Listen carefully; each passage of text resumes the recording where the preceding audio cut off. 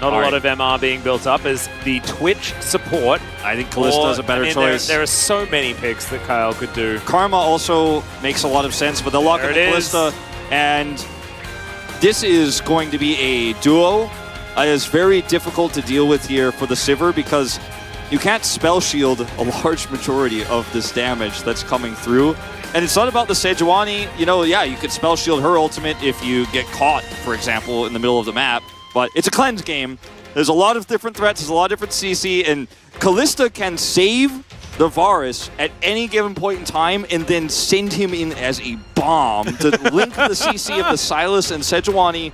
Yep. You could Azir's ult steal here. And the really cool thing about Kalista's ultimate that not a lot of people talk about because you don't necessarily have to in a lot of instances. Of course, when Soraka was paired with her a lot, you would utilize it. But when you pop out of the ult, you get to go to your max range. So you knock them up, and then immediately you're at max range. You're in the perfect spot. Yeah. And so kind of really good for spacing as well as CC, as well as lining up skill shots. And this we'll see whether it works. This is going to be the Umberglaive variation 100%. There's no Imperial Mandate variation that you see here. And on the side of Gen G, the Ashe pick isn't going to be able to compete. Remember I talked about last time, a lot of AD carries, a lot of supports, you can't actually push up with the Ashe like they did last game. This is one of those types of games where you're trying to push Sivir Ashe, you have the slows, but Kalista will just turn around and say, I out-damage you, you can't push this. Yeah. I mean, I do kind of like the idea of the chase down, the fact that Sivir, with her passive, speeds herself up and Ashe slows them down. So if you do get on top of them, then that is dangerous. But it'll have to work out. We'll see whether it does as we hop onto the Rift for Game 2.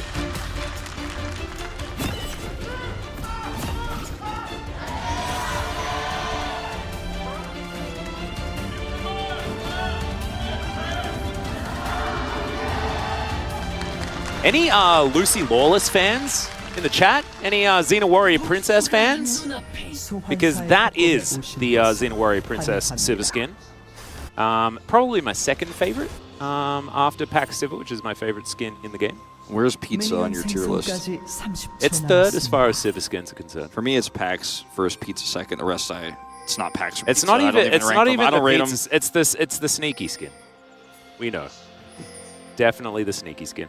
But closer, by the way, Sylas also gives you a lot of power here, Atlas, at level 1, because you cannot... A lot of teams will go, oh, okay, we might lose this 2v2 here because they have the AD support, the Caitlyn, the Kalista, etc., or one of these Varus Ashe lanes. So Sylas just comes over and says, nope, can't fight that, can't level 1 this, can't trick us, can't do anything. There's no like, aha, I tricked them at level 1 and we got an advantage.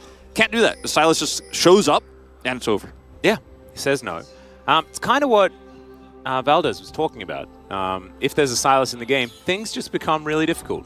Closer, going to be emoting. We got thumbs up on both sides. As Peanut and Doran, see what they can get done in this game. Of course, we did see this in Challenger, the Gwen answer into the Cassante. We've seen it banned a couple of times here in the LCK in order to stop it. I think it was banned against Dudu, who was a very notable Gwen player when she was very meta. As we're going to see, Gen G, if you miss the volley, then you don't necessarily get to play the game. Yeah, at level 1, it's on such a long cooldown. Very frustrating if you miss that. Well, they're going to try and go for it. Another very early heal here as Envy going down low. But with all these sticks, you're going to have to back away. Pays doesn't have them wrenched out, at least for now, as Exhaust and Heal in trade for Ignite and Heal. Yeah. These items were nerfed, these potions, the consumables were nerfed on durability. Imagine if they were back up to normal, this would just be a crazy situation down here. Yeah. Still doing a lot to make these trades less important for the Delight Pays side of things, because it looked like, oh man, they actually might be able to turn this one around with the next volley. But no, the heals come through and level 2 gets reached here first for Envy and Kyle. Kyle not going to land that one, unfortunately, but... Well, it's a bit of a Hail of Blades diff at the moment. Yes. As Live Sandbox have 2 of them, which is giving them a slight advantage. Peanut will find Willa, turning up to fight him. Should be able to Vault break him, but as you can see, it's a big advantage for the Sejuani. These types of lanes much stronger on blue side because of the awkward interactions here. On red side, where you're like, oh, I can't get that red buff, I can't really take Krugs, but you can still be annoying, as Willer is doing here. and trying to deny CS away from FaZe, and it's working out pretty well so far. Yeah. Decent volley value there as MB and Kyle are taken down relatively low, but Hawkshot going to be used just to spot out Willa. And he's using this health advantage that he has over Peanut to control, and it's also controlling the bottom lane as well. Like, I love this. Double duty being performed by Willa. Allows his bottom lane to push up whilst also wasting Peanut's time. Yeah, so if you're tuning into the LCK and you haven't been seeing this new AD carry support meta, this is actually, it was at first kind of niche, but it has now become standard. And yes, it is less common than something like the Karma or the Heimerdinger that you see with the Varus, because that's kind of free, easy push. But something like Kalista allows you to do tons of damage quickly with Hail of Blades and just push these lanes out and get perma-prio and then get plate gold and lock your opponents in so they can't actually go and fight for objectives like First Drake, like Rift Herald. Live Sandbox loves their First Drakes, love their prio lanes here for Envy on the bottom side, whether it's Illusion, whether it's that Varus that he played last game, or in this case, the Varus and the Kalista. Kalista support has so much utility with her vision, so she can, you know, see threats coming. She can save the enemy AD carry with her ultimate. Yeah. Can be a second smite button, you know, on an objective. And we saw Carrier utilize that very well when he brought out the Kalista the first time. It was Kalista Draven in that particular game. I believe Varus was banned away, so even if they wanted to do that, it was not a possibility, as Kyle not going to get boomeranged this time around, but his back is going to be delayed, and so they might wait for another wave. They do so. Delight checking to see whether there are any junglers lurking in the shadows. There is. Sentinel's going to go down, and yeah, Gen G, they've got one. As losing out on the trade here towards this bottom side, pays spell shields the air as Delight's the one that's going to be the priority target. But now let's see. Nope, not going to be able to make our way in. So Peanut backs away, and he loses out on the Scuttle, the second one of the game, I believe, as well. Envy has that arrow charging when Peanut sees him, and he's pretty far back. They both have flash, and also the Ignite is back up for Kyle. So Peanut's just like, we don't have exhaust. Let's not commit to this. This could backfire as Myrtle. That hurt. Bertle might choose to go back to base and teleport himself in. Look at Willer's creep score advantage here in the jungle. 36 to 26 with all the bullying he did to Peanut earlier. Just gets to freely come up here and take his farm now. Peanut will catch up a little bit here, but still quite a significant difference as Peanut did spend that time going down for that potential gank and is not rewarded. I do not think Chovy will get killed by turret again this time around. Yep, I would suggest not doing that. That would be the best course of action. He's not going to get caught out by a stray Kalista making her way up the lane. Bertle does hit level 6 as he teleports back to the lane. Bleaching Leer done here for Doran. Of course, the classic first choice for the Gwen. Been a while since we've seen her. Yeah. Wonder how immune she's going to be this game. At times, very. Yeah. At other times, maybe not so much. But yeah, very temporarily. Yeah. Extremely immune. But only for a brief moment. As these boomerangs are not hitting very well for FaZe in terms of getting the champions. He's trying to push these waves out and grab some CS, but he is really having a rough time against all this range, and Envy is just not missing. Yeah, that boomerang didn't quite work either. Ooh, okay, Hail of Arrows going to be spell shielded. Some Blight stacking up, then that is a worthy choice. Sentinel here can cover him while he goes into the Drake pit while they have this push through. It's very difficult for Chovy to come down and assist. They don't have any vision of this. Peanut is just behind the curve a little bit here, unfortunately. So it's going to be first Drake going over to Live Sandbox here without even a contest, without a hitch. Gozer has his Silas hijack. Very safe at the moment. Yeah. And they should know because Kyle is missing, but there's nothing they can do. No. And they get word now that the Drake does fall down. There's a bit of a yell.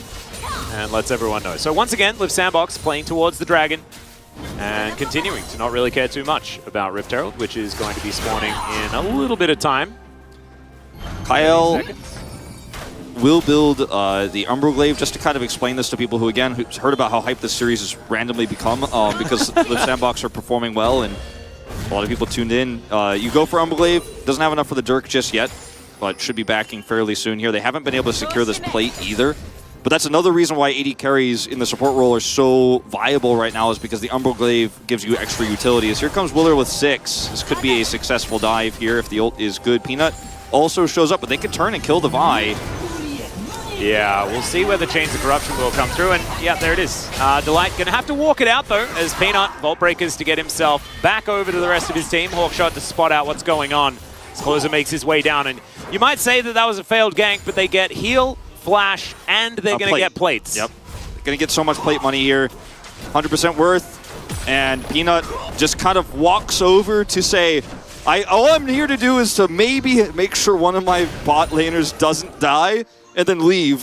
That's all I can do. That's the maximum value. Peanut got maximum value with that rotation. It's just nothing else he could do. They turn on him and kill him if he tries to stay and fight it out. Just too early in the game for the Sivir to be relevant. And that's why it's kind of a bizarre pick here with the Ashe that was picked up. We're a little bit surprised to see. Yeah, it's odd because it could have been Heimerdinger. Yes. As Delight did have an okay game on it last time around, but I guess it wasn't the most fantastic. Bit of a lane swap situation going on here, as we do have the Gwen towards the bottom side. Genji playing towards Rift Herald, and Willa is going to start it up. Vision, I believe, available, as Peanut is well and truly on the other side of the map. Peanut doesn't know that. Yeah, Peanut going to stick around here bottom side to make sure there's no shenanigans for this Doran lane swap, and Envy's just going to try to catch waves here without a disaster. Kyle spots Peanut out. Yeah, just barely as well, as Peanut's going to go for it anyway. The needlework being thrown through. There it is. Cease and desist to come down. Envy's going to go, and Closer teleports in. The Gwen is indeed immune, as we were talking about. Flash out from Peanut, though, and there's the flash forward from Kyle. They can slow him with the rend, and Closer should be able to find another set of arrows. There it is. It's going to be collected by Doran, but it doesn't actually matter. Peanut still goes down, and Doran takes a lot of damage. Doran will barely survive here. Great block from him. Just in terms of the concept of it, it's almost enough to save Peanut in this particular case. Flash down now on the Vi.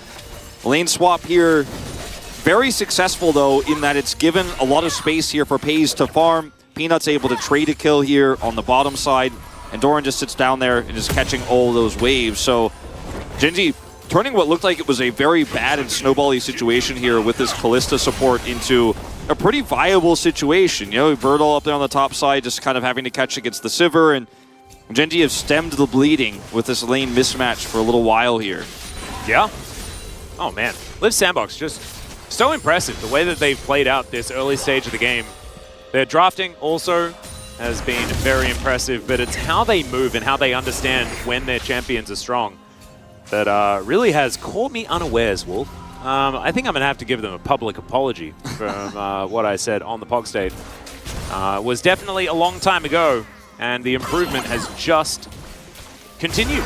As we're going to check this out one more time. Yeah, Chains here onto the Vi, but he can just ult, so unfortunately not going to matter at all. Doran is immune, gets away. And then Doran actually is such a teammate here. Goes in and blocks the Chains, but Peanut's still going to burn down and die. And Doran almost does himself, but we'll just barely get out with the Rend on cooldown.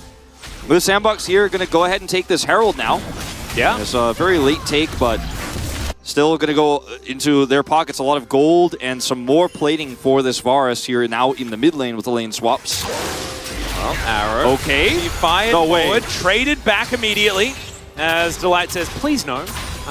That was my arrow. It's like, there's no way he dies here, right? There's Ashe, he has the Sivir. Well, Chovy might be in trouble, but there's a cease and desist. Willa getting taken down very low. Chovy was CC'd the entire time, however, so couldn't offer any follow-up. And Shelly, the value going to come through. So, a couple of plates, and Envy picking up even more gold. Another minion wave coming through as well. Might be looking for another one. I mean, has the man advantage right now. We like to joke about how Varus is kind of an old school counter to the Azir, but they just put Envy in the mid lane, and Chovy is dealing with this pressure 1v2. On the bottom side, solo experience going over to Pays on the Sivir, but that's not going to matter as much as Chovy actually losing control of his lane. Plate gold going over to the Varus here, so looked like the lane swap was working very well for Genji initially here, but still, they don't have a lot of control over the map whatsoever here right now. And as this second Drake has spawned, Liv Sandbox rushing towards it. They're going to have the faster prio, even though there's a lot of vision behind the Drake pit here for Genji. There's only one ward in the pit itself. And I think they're just planning on giving this one up at this point with the power in this early Varus Kalista. Stacking Drakes early is usually a big problem, but two of these Drakes are the really relevant ones. If it ends up being Hextech Soul again, though. Oh, wow. Yeah, that would be pretty high value. Jack Show now completed here for Bertle. Up towards that top side. Doran, it's been a while since he's been home. I think Riftmaker should be done relatively soon. And, all right, the Drake not going to get taken just yet. Peanut is actually allowed to walk on over. As Chovy moving out of the way of Closer right now. Liv Sandbox just slinking back into Fog of War. Doran gets a couple of plates, though. Definitely high value. Puts Gen G in the lead by about 500 after being very, very even for the majority of the game. That break that Liv Sandbox picked up certainly should even that out. Liv Sandbox really passive in these types of fights this season. They're only looking for the perfect fight. Not an okay one, the perfect fight, the best possible fight for them, so they back away from the Drake. Gonna use this choke point control to try to punish elsewhere. Yeah. Our observers were like, it's time to leave, but then Closer dashes over the wall, confuses them a little bit. I respect them immediately going back there as Doran clears out the wave. Will is going to start it up again. And then walk away from it again. As Closer's just trying to hold this choke. They do want to actually hold on to this Drake aggro now, getting a TP out of Doran. This is seen by the ward. Yeah, and I think they might just give it because Bertle doesn't have his teleport available, and as you can see, they just scatter. They get themselves out of the way. Gen G get into position. Let's see whether Willa can go for another steal as Doran. He's in his mist, so he's absolutely fine. Envy has to deal with a Gwen now as the Fate's Call has to be invested. Obviously, you can't just do that. So he's absolutely fine. There's the Hextech Soul that you were talking about, Wolf. Man, back to back, this is crazy. Yeah, and there are a lot of AD carries in this game. Yeah. There's also an Azir and a Silas. And a Gwen. Oh, God. It's pretty strong. Yeah, it's pretty Hextech-y. Please make the Drakes fair, Riot, because before it was like, oh, it's RNG, but they're all pretty decent. Yeah, they're all good. Now it's like, well, there is one that is clearly the best, and then two that are almost as good, and then two that are, you know, we're like, oh. And then there's one that is Giga God tier that no one even really understands how to quantify, like the Cloud Drake. Yeah. This is Closer's attempt to kind of flank in here and set up for the Emperor's Divide, but unfortunately Doran just does way too much here. His teleport advantage being massive for them, and actually the main reason why, as you pointed out, Gen G can actually trade this a Drake for a Drake here. So 1-1 on that scoreline. And we're going into a game state now where Liv Sandbox got a lead with their Kalista support, but then the lane swap kind of stifled it a little bit, and now Gen G have slowed the game down so significantly that the Sivir, the Azir, the Gwen, these three late game win conditions, the side laning power they have, start to feel very scary. Well, Bertle going to try and do the Cassante things as the needlework is coming in. Teleport to come forward as well, though, as Closer makes it an unfair fight. That is going to secure him a kill as an arrow connects in the mid lane. And here's the pick potential on the Gen G side as they take down Envy. Kyle doesn't have his Fate's Call. You can see his cooldown there, about 3/4 of the way done, but they have an opportunity, Gen G do, and they know that cooldown timer, so they instantly cross-map there for the punish. And there's no teleport here for Closer because he used it topside to come over here and look for a flank or anything like that. So this is being another trade even here for Gen G until Chovy gets this turret. It's a trade up now for Gen G. And Gen G is starting to go either even or up right now in the second game. And when you consider the scaling aspects of this draft, this lead and the snowball is really just kind of fallen by the wayside here. This is a pretty nice play from Birdall to set up, and then you have the pullback into the teleport. This is clean. But unfortunately, the resources committed to this are so high, and because you don't even get the turret here, the result is very middling. Yeah. Meanwhile, over here, you have Ash Arrow engage. This is why this champion is so incredibly broken. Followed up by ult, and Chovy is pushing a bottom turret. So much of a trade-up here for Gen G. Certainly is, and this time around, you do have a heck of a lot of AoE follow-up damage. Pays now has his Kraken Slayer complete, Zeal on top of it. This is Gen G with a composition that, yeah, it does damage. It does damage. Doesn't quite have, you know, the Nature's Grasp and things like that that Peanut was utilizing in order to get things started, but you just press his cease and desist button, and if Pays is there, able to get into position on the hunt, of course, helps out, then those damage woes that they had in Game 1 are certainly not going to exist. However, they're still against the Silas, so I'm not counting Liv Sandbox out in any way, shape, or form. Peanut unseen over here. Okay, they're going to maybe commit to this onto Birdall rather than the mid lane. It's a little bit surprising. Peanut in this position can threaten both sides because they have so much control of both lanes with the wave clear that Gwen gives you, the wave clear that Sivir gives you. And unfortunately for Liv Sandbox, they're just out so far behind the play. Well, Arrow is going to sail by, and Peanut going to go in anyway, even though it missed. Bertle under a turret, pretty happy. He's a pretty happy chappy. But still, going to lose out on a bit of health on this inner. Chovy over here as well. Delight, seen. Kyle's going to move on over. And look, Sandbox, they'll just take Shirley. 2 turrets. They'll move it into the mid lane. They'll take Closer, put him in top lane, and they are winning all over the place. Like, why? Like, Bertle's fine. Like, I don't know. This was a really greedy call. I'm surprised, like I said, Peanut didn't actually want to commit further to the mid lane, but it's a Varus with ult. They have, of course, the Fate's Call. So if he committed there, it might be suicidal. You know, it might actually backfire really hard. So he decides he wants to go bottom side there. And they grouped up at a very awkward timing where Closer is given an extremely long leash, decides he's going to go for the full turret. He's just 2 stacks now away from finishing his rod. Oh, that's all right. Last possible second gets out. Close call. Sometimes you just want to press your ultimate button, I guess. Wanted to interrupt it really badly. Yeah. Did manage to do so. Teleport was available there for Bertle, though, so not as punished, I guess, for delaying it back. 20 seconds until this Drake. And with a lot of extra gold picked up here, the one thing Liv Sandbox don't have that they wish they had so badly for this fight is that Rod of Ages completed. But he's got Zhonya's. I mean, he has 2 kills, that extra turret gold. He's got a ton of extra armor, so even though he's not fully upgraded, he's not level 14 or 15, you know, wherever the case may be when that last stack comes through, he's still a formidable Sylas. Man, it's going to be so difficult to kill. And one of the weaknesses of Azir with Emperor's Divide is that he's a very squishy champion, so if he goes in for a scoop, he might get blown up. Sylas, not so much. He goes in, he doesn't die, and he's right where he wants to be. Yeah, 100%. Closer and Will are going to have to peel away from this Drake. They pull it out of the pit. Chovy's behind it right now, but he blast cones away. So they are going to give this one up. The first Hextech Drake will be delivered to Liv Sandbox. Who would have thought this team's got the skills in individual players? They've got the macro, they've got the clutch. Well, I think it's just the lack of panic, man. I think I underestimated the power of being a cool kid. And I wish I was a cool kid. Yeah, I think it's just because I'm an old man. As Gen.G is going to catch Bertle out.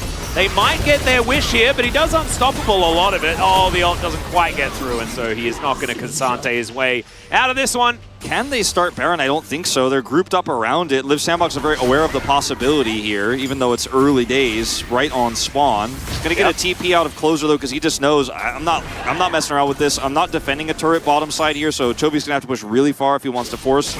And he doesn't have TP, and then they know that, so they can actually now force Gen.G off the Baron. And yes, they used a TP for this, so still advantage Gen.G, but Chovy's not threatening anything major at the moment. They might be able to get that inner turret that they did show a lot of liking towards earlier on when they lost both of those inner turrets. Is Doran, let's see how immune he could be as he goes into the Glacial Prison, and in melee range, he does certainly struggle. Running pretty quickly, though, with that Ghost now activated as Peanut looking to try and turn this, but Bolt Breaker gonna just be used for the minion wave. Gets himself out of the way. Chovy gonna get a blue buff. That's the cross map. Yep, there we go. Bertle's over here, and he can't push down the turret. Sylas hits 10 on his Rod of Ages. So levels up to 14, probably close to 15 now, getting the full level. So one step closer to getting that level 16 hijack, and about a level and a half ahead of Chovy right now in total. As Bertle just gets caught here. Tries to ult his way out here, but the angle doesn't push him towards the top where the turret is. He actually goes down. It's kind of a weird, finicky ultimate. You got to play it perfectly, and can't quite get out of that one. Yep, that one didn't work. Maybe it's the wall's fault. Maybe it's in a weird spot in that particular angle. No one really understands walls in League of Legends. Yeah. No, I think the walls themselves don't even really understand the walls. I think maybe the only person that would understand the walls is Kayn. Yeah, or like a Talon main where you could see the geometry when he does the jump. Right? I guess Bertle just hasn't played enough Kiana main who also sees the geometry when she blows it up. Yeah. I guess Bertle just hasn't played enough of those champions yet. Yeah. Just need to play Kayn, though, and then you can walk inside all of the walls. That's the way to discover them, truly. I wish they would click on Closer. Okay, now we can see he's 2 levels up. Well, the arrow is going to come through as Emperor's Divide comes down, but he's kept in position. Goes golden, though, and he can tank for about 1,600 years, everyone. This is Sylas. And there it is, 1,600 years. Wasn't as long as I kind of thought, but guess time is a bit of a relative thing as Chovy finds no one with his Empress Glide. Kyle's over the wall. That was awesome. Sick play saves him and then gets him over the wall. That was insane. This was a play that looked completely ruined, Atlas. They went so deep into a choke point with Gwen, who's immune, and they do not actually get the Sylas where they want it to be. Closer gets picked, and then, I mean, the play is still a 2-for-1 in favor of Gen G, and now they have a little bit of control over Baron. But, I mean, Kyle made it look like it was okay, kind of, because he was able to trade one back and save his AD carry. Could have been 3 for nothing. And if Willa's still alive, Wolf, that means that you can't do Baron. That is kind of the rule that we've discovered. As this was pretty cute from Delight, being able to channel the arrow so that Closer wasn't able to get too much done, but then cease and desist to stop the Emperor's Divide getting full value. He blocks everybody from following up. Nobody can actually chase this. Gwen is immune. Look at the damage here. Man, Needleworks, so much value. And then Chovy comes in here and Fate's call from Kyle, and they catch him over the wall, flash for the kill. And without Chovy, Gen G can't start Baron. They don't have the damage here. Yeah, and it's a bit greedy because Chovy could have flashed to get that ult onto Kyle, I believe, so the Fate's Call doesn't deny everything, and then, you know, Envy doesn't have a very easy place to go, but instead holds off on the flash, thinks that he can collect Willa alongside it. Just a little bit miscalculated as an arrow's going to connect onto Willa here, and Doran's going to lock down that kill. Now Gen G with the man advantage and no Willa means no possible contest on this Dragon. A lot of CC used here, but they still have their critical ultimates on the hunt. The needlework. They have Chovy's Emperor's Divide. Just really easy to lock that one down with an Ash Arrow and then follow it up. So really difficult for Live Sandbox here to contest anymore. Closer's just going to push mid. It's so close to level 16. Yeah, this guy is an absolute monster. He's going to be able to hijack everything. As they are going to be able to move over to this Dragon in 20 seconds time. That's what Gen G is focused on right now. But 2-2, as far as Dragons are concerned, Live Sandbox not too worried about giving that one up. They don't have enough control here, they feel, with Willa respawning pretty soon. He has Hexgate on this map, so Gen G are like, if we just start this, they might trade for Baron. We have to be really careful about it, but they waste so much time that Willer's completely back now, and they never for one moment, Gen G, got Prio here around this Drake. Yeah.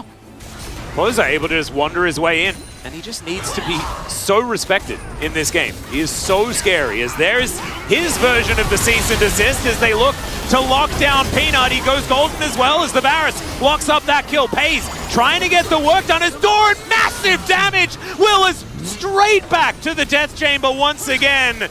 Grayscale mode activated here for both junglers as Gen G get control of the Drake. Yeah, Gen G, since they're here fast enough and they have their jungler, they can take this, and Live Sandbox without their jungler, without enough damage realistically here with this Varus, can't actually take Baron down. They could get it close, but they wouldn't have the smite, and Gen G could just come over and wipe them if they actually committed hard. So a trade of junglers favors Gen G because they're closer to the Drake, they have more damage output in general with this Leandri's on the Azir. So Live Sandbox just have to simply give this objective up, and this is all Doran this time around. As this is a really deep engage here. And like Live Sandbox so well understand how they are going to fight this out with the 80 carries, both of them at the back here. You have a really strong front line with the Sylas now completely online. And he's like, I'm going to steal Vi, we're going in. But I think they miscalculated how much damage Doran could do in these choke points. It's not the first time in this game Doran has just pressed Q and won a team fight. Yeah. Q and R. Q and R. Pretty powerful when people are running in single file. Would be very, very good against, what are the Tuscan Raiders? They're near Mos Eisley Spaceport. Yeah, and unfortunately Live Sandbox's numbers are known. Yeah, they are. And they're definitely not hidden. And we're in vision. As now, just going to be tidying up this lane on the top side. The Korean broadcast highlighted right before that the lack of summoners for Gen G in that fight as well. Massive summoner advantage was to Live Sandbox there. Now a lot of those flashes coming back up here for Gen G. Hayes being the one outlier to this, who's going to be up fairly soon, potentially for a Baron fight. So that was one edge Live Sandbox had that didn't ultimately mean anything in that Drake fight. Yeah. They don't have it anymore. Well, to use an old League of Legends overused term, as it stands, Wolf, we have Liv Sandbox with a slight deficit, looking to try and extend it a little bit here, as Peanut getting taken down low. Another cease and desist, the chains are going to land, but the arrow is so good at denying the follow-off as now Doran dives on forward. The needlework is good, but he hasn't got any of the big kills just yet, and now cease and desist coming down, and the Gwen not as immune as he wants to be, but it's the Sivir damage that needs to be respected. The massive knock-up going, Envy! I don't know whether you wanted that one, buddy, as Silas goes in deep, grabs the support, and Willer is going to burn to death from the Leandries. Gen.G, they managed to get the wipe on everyone but Kyle. Yeah, this was a really close fight. It looks like an extremely one-sided fight for Gen.G, but it was absolutely on a knife's edge because the damage output of the Silas is so high, and he's in the backline there, but they kite it out perfectly. And once again, Doran, the crazy thing about this, Doran does well into the Cassante matchup on the Gwen, but he basically just straight up does well into Liv Sandbox's team comp. They're funneling into these choke points. They're super low range with Varus. Yeah, he can poke from a distance, but he needs to get in there. Kyle on this Kalista can't really do anything, and you're basically piling in with Cassante, Sejuani, and Silas into an area where Doran is going to, you guessed it, do a ton of damage with his R and Q buttons, as we just discussed. So feels good right now. Peanut got caught. We're going in. And Doran is like, I'm just going to show up, and I'm going to lock you guys down. Needlework comes out, and look at the damage on this Gwen here. You pull him to the back, you go in further. Where's the follow-up? Varus and the Kalista so far away here, and even when they go for the re-engage with the timing of Closer Zonias, they want this so badly. He does his combo, insane damage, Closer's almost there. Like, it's so close. Oh, Doran just living on 100 health for that entire back half of the team fight. Oh my goodness, that's a tilter. That Ever fight, I've seen one. On the knife's edge of a knife's edge. Yeah? What is that? What does that even look like, Wolf? It's the edge of a knife's edge. It's very thin. Yeah, I could imagine. Is it even technically an edge? If you tried to sit on it, you could go one way or the other very easily. Is it just a really small shelf? As now Pays throws the on the hunt. Peanut goes golden. We'll see whether they can lock him down. Good chains are going to come in. There's the cease and desist. The Vi trying to get out. It's going to be difficult, but he is going to make... No, never mind. Bertle manages to lock him down. The Gwen grabs the kill, and the rest of Liv Sandbox are left limping. Gen.G, I think, have created the lead that they need to close this game out. Chovy has Leandries, and they could push this with Sivir so easily to take out the inhibitor at minimum here, and then, I mean, if Liv Sandbox make a mistake here, maybe they actually end the game. Doran coming over here should be pushing the second inhib. Clean macro setup here. Well, Arrow will connect onto Willa. Nicely done, Doran. Half health, does need to be a little bit careful, but they grab two inhibitors.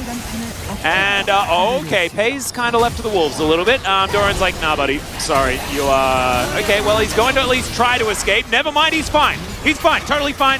Had spell shield, had flash. I don't know why I was worried, Wolf. I mean, it's a little bit concerning that he loses that much health and just barely gets away, because Liv Sandbox here looking for soul points still, but they're two inhibitors down, so getting over there is really, really tough. As once again, Doran basically does everything in this fight. Like, oh my god, the ricochet damage as well, just insane.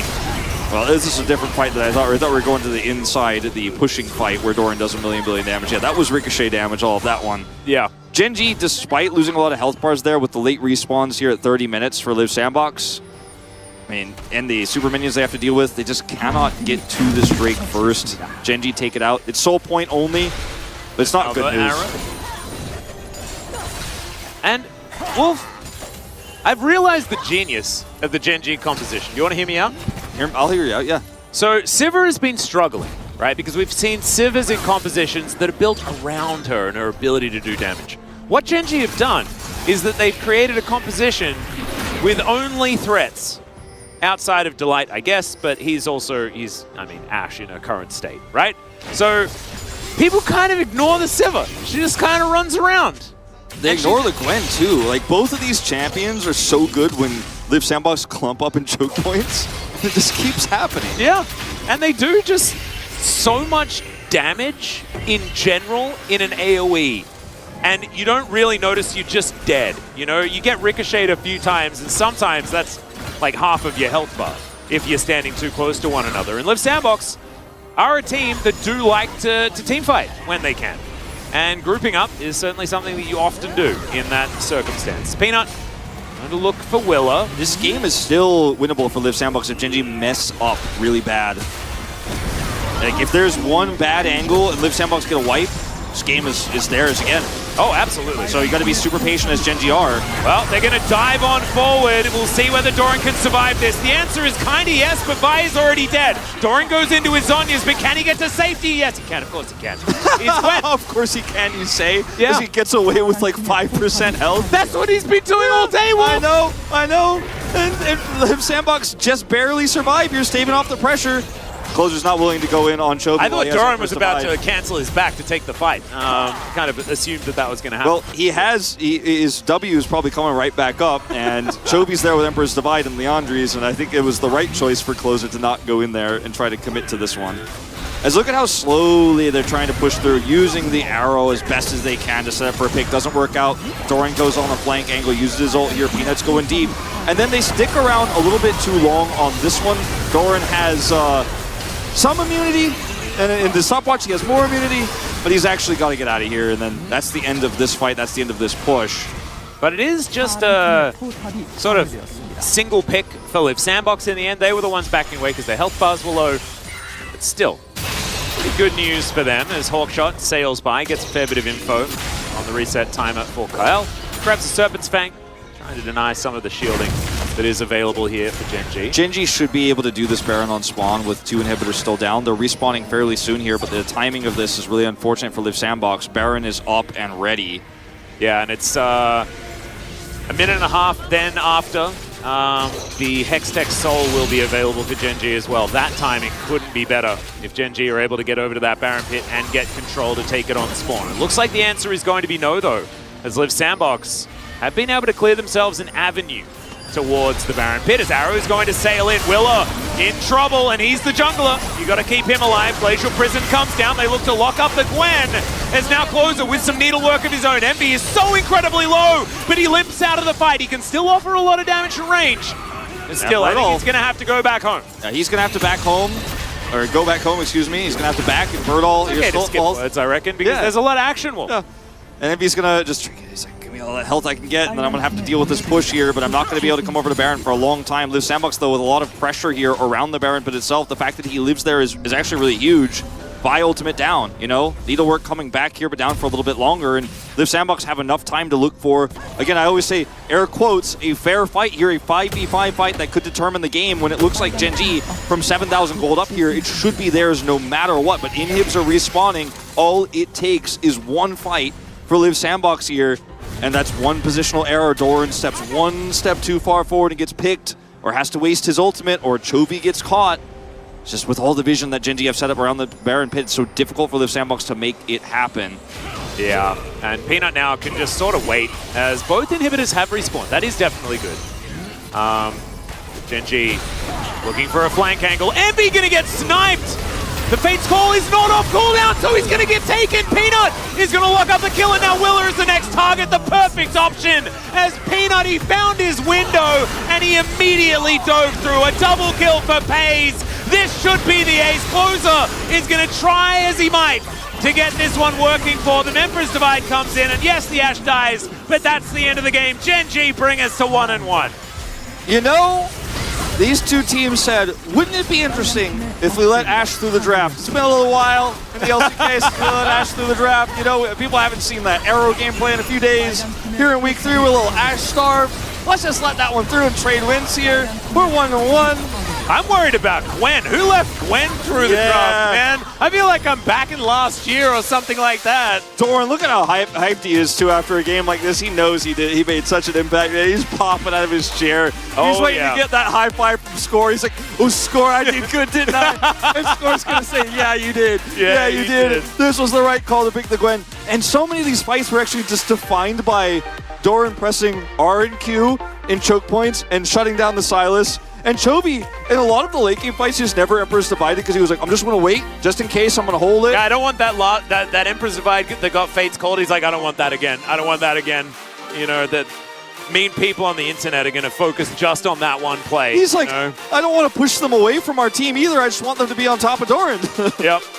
A close game, though. Liv Sandbox played out the Kalista support in the early game very well. And the first loss for for Closer on his Silas. Yeah. I honestly thought that even with the fact that the Ashe went over to Gen G, that Live Sandbox did have a decent draft, but in the end, Gen G were able to find that avenue in, and like you say, the Gwen value in these teamfights, it worked exceptionally well. Yeah, we never got to see that Soul, the Hextech Soul. I think a lot of these fights that were forced on both teams were kind of RNG based by the Soul itself, right? If this was an Ocean Soul, I think maybe we see a little bit more side lane, a little bit more macro from Gen G. They didn't have to win this way. They could have used the Gwen win condition in the late game very differently with the Azir, but they were like, I'm not letting these Hextech Souls go. They fought really well, and congrats to them. We're going to a game 3. Yep, there's Cloud Templar in his Amumu uniform that he hasn't worn to the LCK in ages. But yeah, game 3 is upon us, Wolf. We are going the distance in this series, and we wouldn't want it any other way. We're going to go to a short break. When we get back, the space and that decider.